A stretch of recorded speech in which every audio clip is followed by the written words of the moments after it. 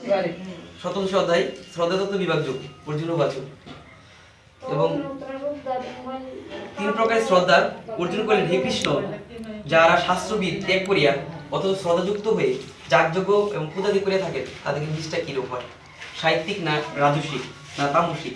অর্জুনের প্রশ্ন, শ্রদ্ধাশীল নিষ্ঠা কিরূপ? পূর্বের অধ্যায়ে এবং 16তে এসে বলা হয়েছে, শ্রী ভগবান বলেছেন, তারা শাস্ত্রবিধি ত্যাগ করিয়া স্বেচ্ছাচারী হয়ে কর্ম করেন, তাদের ওই কর্মে সিদ্ধি লাভ হয় না। এবং অথচ অজ্ঞানবশত অথবা কষ্টকর মনে করিয়া আলস্যবশত শাস্ত্রবিধি যথাযথ পালন করেন না, কিন্তু লৌকিক অত্যাচারে বা আচারে যে অনুবর্তী হয়ে শ্রদ্ধা সহকারে পূজা অর্চা করে থাকেন, এখন লৌকিক আচারে অনুবর্তী হয়ে শ্রদ্ধা সহকারে পূজা অর্চাদি করে থাকেন, এখন অর্জুন বলতেছেন যে এই সকল শ্রদ্ধাযুক্ত ব্যক্তি যে নিষ্ঠা, তাকে কি বলা যাইবে? সাহিত্যিক না রাজসিক না তামসিক? মনে রাখতে হবে যে যারা অশ্রদ্ধাপূর্বক শাস্ত্র ধর্মকে অগ্রাহ্য করে, এই স্থলে আসলে প্রকৃতির লোকদিকের কথা বলা হইতেছে না। এবং শ্রদ্ধাশীল হয়ে লোকের প্রকৃতি ভেদে শ্রদ্ধা কিরূপ বিভিন্ন হয়, এবং ত্রিগুণ ভেদে আহার যোগ্যত্ব প্রদান কিরূপ বিভিন্ন হয়। দেখেন কথা একটা কথা হয়েছে, শ্রদ্ধাযুক্ত ব্যক্তি যে নিষ্ঠা, কি হয়েছে যে এখানে বলা হয়েছে যে শ্রদ্ধাযুক্ত ব্যক্তি যে নিষ্ঠা, অর্থাৎ আমরা যেসব কাজ কর্ম করে থাকি, যে দেবতার পূজা করে থাকি, এটা কিন্তু তামসিক বলা হয়। যেমন মা দুর্গার পূজা করা হয়, এগুলো কিন্তু তামসিক, এগুলো কিন্তু দেখানো পূজা, এইটা কোন দিকে হইতেছে। এবং আসল প্রকৃতির লোক দিকে কথা বলা হইতেছে, শ্রদ্ধাশীল লোকেরা প্রকৃত ভেদে শ্রদ্ধা কিরূপ বিভিন্ন হয়। যেমন শ্রাদ্ধ কাকে বলে?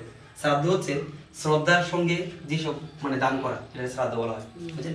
গুণভেদে আহার যোগ্য তপদান, যেমন এই যে আজকে দাদার উপলক্ষে আমরা দান করছি, এই যে গামছা বা ধর্মগ্রন্থ, এবং তপদান সাহিত্যিক কিরূপ বিভিন্ন হয়, তাই অধ্যায় শ্রী ভগবান সবিস্তর বর্ণনা করেছেন।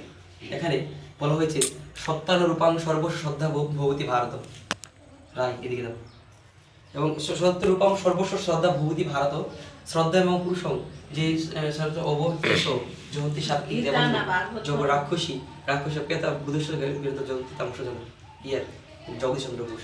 শ্রী ভগবান কইলেন, দেহত্রী গুণ সাহিত্যিক রাজসিক ও তামসিক, এই 3 প্রকারের শ্রদ্ধা আছে ওয়া স্বভাবজাত, অর্থাৎ পূর্বজন্মের সংস্কার প্রশস্ত তার বিস্তারিত বলতেছে শ্রবণ করে। যেমন যে দাদা কর্মদি করে গেছেন, যে রকমের কাজ করছেন, মানে পূর্বে প্রত্যেক মানুষের যে কাজ করে দেবো পৃথিবীতে বাঁচাকালীন সময়, এই কর্মের অনুসারে তাকে মানে পূর্বজন্মে সংস্করণ করা হবে। এবং 118 পৃষ্ঠায় বলা হয়েছে, হে ভারত অর্জুন, সর্বস্ব সকলের প্রতি শ্রদ্ধা ভক্তি শতরূপে নিজ অন্তঃকরণ বৃদ্ধিরূপে ভবতী হয়ে এবং হয়ে থাকেন, তাই পরপুরুষ যিনি এবং সত্যনুরূপ বিশিষ্ট সংস্কারূপীতে সংস্কার, এই স্থলে সত্তা শব্দ অর্থ হচ্ছে বিশিষ্ট সংস্কারযুক্ত অন্তঃকরণ, ইয়াকে স্বভাব বলা হয়।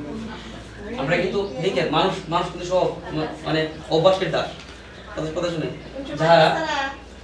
যারা অন্তঃকরণ যেরূপ সংস্কার প্রবল হয়, সেই সংস্করণকে এখানে অনুরূপে তার শ্রদ্ধা হয়ে থাকে। পূর্বে কথা শুনেন, কি কথা বলেন না, পূর্বে লোকের স্বভাবজাত বা সন্তানরূপে একই কথা হয়। পুরুষ হচ্ছে সংসারের জীব, বুঝলেন? এই পুরুষ জাতি হচ্ছে সংসারের জীব, বুঝলেন? হে ভারত, সকলের শ্রদ্ধা নিজে নিজে অন্তঃকরণ প্রবৃত্তি স্বভাবে অনুরূপ হয়ে থাকে। মনুষ্য শ্রদ্ধামন হয় যেই রূপ শ্রদ্ধাযুক্ত হয়ে সেই রূপ হয়। এই কথা তাৎপর্য যে সাহিত্যিক রাজসিক ও তামসিক এই ত্রিবিধ শ্রদ্ধা বিবিধ হয়। সাহিত্যিক শ্রদ্ধাযুক্ত ব্যক্তি কর্ম তদন্ত হয়, সাহিত্যিক প্রকৃতির লোক দেবতার পূজা করে থাকেন। কেউ লোকদের এই শ্লোকদের উপরে ব্যাখ্যা থাকে যে পুরুষ অর্থাৎ পরমেশ্বর হচ্ছে শ্রদ্ধাময়, এবং যেরূপ শ্রদ্ধাযুক্ত তার নিকটে সেই রূপ হন তিনি।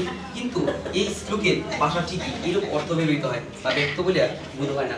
কোনো প্রসিদ্ধ টিকাকারগণ এরূপ ব্যাখ্যা করে নাই। কিন্তু এখানে বলে সাহিত্যিক ব্যক্তিগণ দেবতার পূজা করেন, রাজসিক প্রকৃতির ব্যক্তিগণ যক্ষ দিগের পূজা করেন, তামসিক প্রকৃতির ব্যক্তিগণ ভূত ব্যক্তির পূজা করেন। দেন একটা কথা কই, দেন যেমন আমাদের তেতা যুগের রাম, ও কলিতে কেটা গৌরাঙ্গ মহাপ্রভু, এই ভগবান গৌরাঙ্গ মহাপ্রভু দিকে হয়েছে পঞ্চদত্ত, এ গোবিন্দ এরকম ধরনের মানে কাজ করছে, এরকম যেমন দামোদর মাস, এই মাসের সবচেয়ে পবিত্র মাস। এই মাসে ভগবান যে শিক্ষা দিচ্ছে বলার বাইরে, এই মাসে কিন্তু লীলা করছে গোবিন্দ, বুঝছেন? এই মাসের ভিতরে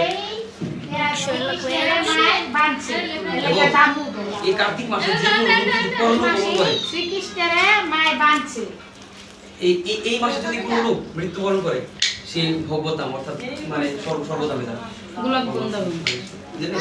রতন কাটি মাসের মতো কোন বড় কাটি যে মাসে পূর্ণ হলে সে কি মানে সদ্গতি প্রাপ্ত হইল, বুঝলেন? আচ্ছা দেখ, সদ্গতি প্রাপ্ত 6 মাস থাকবো পুরা ওই আবার কর্মফল আমার জীবন পুরা আছে সব কিন্তু এই 100 ভক্তে যে কর্ম করব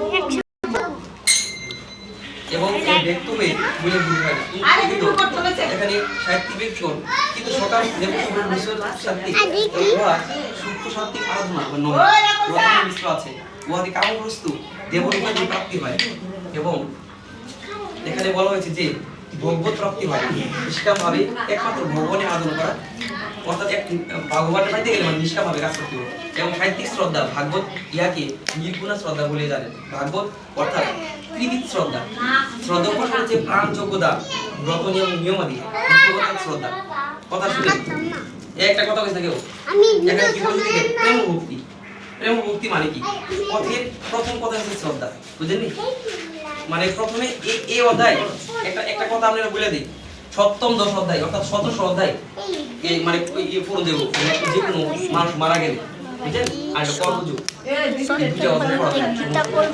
এবং এখানে কি বলেছে দেখেন প্রাণ যোগ্যতা প্রেম ভক্তি ধারায় প্রথম কথা শ্রদ্ধা হতে নামে রুচি হয় রাগ ভাব বা নির্মল প্রেমের বিকাশ হয় বুঝলেন কথা না যেমন একটা কথা আপনি যে ভুল কীর্তন করতেছেন এটা কিন্তু নামে রুচি বুঝলেন অর্থাৎ বুঝছি হাতে করো গিয়ে কাজ মুখে করো হই কোন এসে দিতে পারি দিতে পারি অর্থাৎ কেন কইছে যে দেখেন এই শ্রদ্ধাযুক্ত হয়ে যে শ্রদ্ধা হয়ে নামে মানে ক্রমে রুচি হয় রাগ ভাব বা নির্মল প্রেমের বিকাশ হয় ভক্তি শাস্ত্র এরূপ ক্রমলোকে করেন ভক্তি সারণিত সিন্ধু যার প্রণীত দুজন জিজ্ঞাসা করেন যাহারা শাস্ত্রকে জানে আর করণ করেন আর করণ করেন